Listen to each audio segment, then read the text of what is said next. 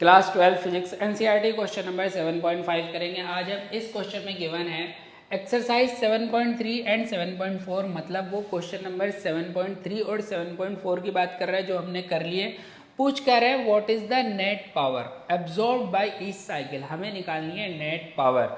अब question number 7.3 में हमें 44 मिली हेनरी इंडक्टर गिवन था और 220 volt supply 50 hertz frequency. Question number 7.4 में 60 microfarad capacitor connected to 110 volt supply 60 hertz frequency. तो हम इनके क्या करते हैं, यहाँ पर डायग्राम बना लेते हैं इनके। तो क्वेश्चन नंबर 7.3 में क्या गिवन था, 7.3 की बात करते हैं। तो 7.3 में आपको एक इंडक्टर गिवन था, इंडक्टर के साथ हमने यहाँ पर एक एसी सोर्स कनेक्ट किया हुआ था।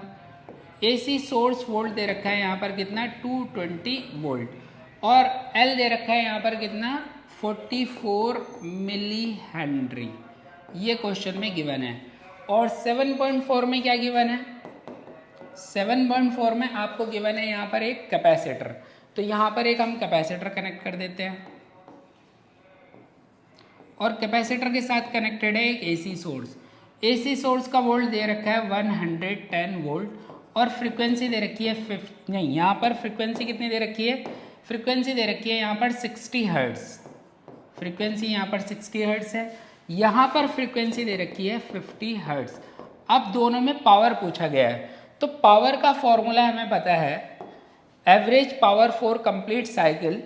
पावर का फॉर्मूला होता है P इजिकल टू होता है VRMS into IRMS into cos phi. अब ये कॉस फाई क्या होता है, कॉस फाई होता है हमारा पावर फैक्टर। अब इसमें ये कॉस फाई होता है हमारा पावर फैक्टर। तो पावर फैक्टर अलग अलग होता है यहाँ पर। अब अगर आप देखें यहाँ पर प्योर इंडक्टर में देखें तो यहाँ पर प्योर इंडक्टर में क्या होता है, अगर हम करंट को यहाँ पर मान लेते हैं बेस करंट, बेस पे हम क्या करते हैं, बेस एक्सेस पे करंट को मान लेते हैं, तो वोल्टेज अक्रॉस इंडक्टर जो होगा, वोल्टेज अक्रॉस इंडक्टर क्या करेगा, यहाँ पर लीड करेगा। मतलब करंट क्या करेगा, लैग करता है और वोल्टेज क्या करता है, लीड करता है। कितने एंगल से, फाई इजिकल टू 90 डिग्री। अब अगर हम इसमें यहाँ पर पावर निकालते हैं तो पावर क्या आएगी हमारी, VRMS into IRMS, VRMS into IRMS cos 90 degree. Cos 90 की वैल्यू होती है 0, तो पावर हमारी यहाँ पर कितनी आ जाएगी, 0 आ जाएगी।